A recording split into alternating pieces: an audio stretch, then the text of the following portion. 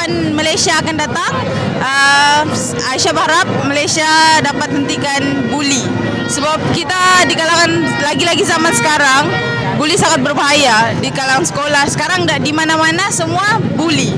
Jadi mari kita sama-sama hentikan buli. I hope that I got the more hard work, then I can achieve what I want in 2026, insyaAllah, amin. And kamu kena datang visit Malaysia sebab culture dia bermacam-macam. Selain culture dan makanan yang macam-macam ada di Malaysia.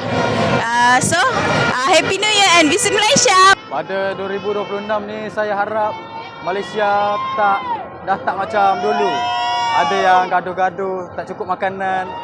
Macam tu. Selain daripada kumpul duit raya, saya harap tahun baru saya jadi lebih baik pada diri saya sendiri. Saya dapat disiplin yang baik, dapat jaga duit dengan baik. Keunikan Malaysia ni bagi saya, dia berpelbagai kaum. Ada India, ada Cina. Walaupun macam tu, dia tetap bersatu.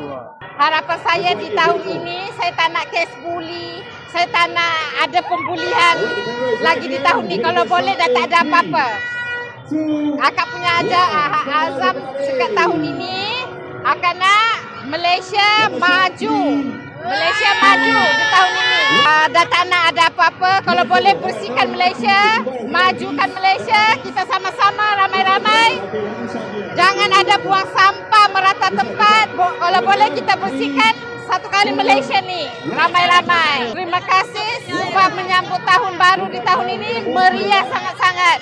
Terima kasih untuk Muzik Malaysia. Pertama sekali saya nak Malaysia ni lebih maju, lebih bersih lah.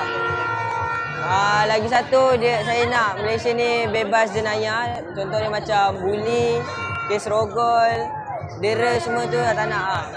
Azam tahun baru saya nak bagikan family saya satu. Saya nak belajar bersungguh-sungguh, banggakan mak bapak dulu lah. So, dekat Malaysia ni ada banyak tempat yang cantik. Makanan sedap macam nasi lemak, ayam gepuk semua. Malaysia ni sangat best, meriah. Okay.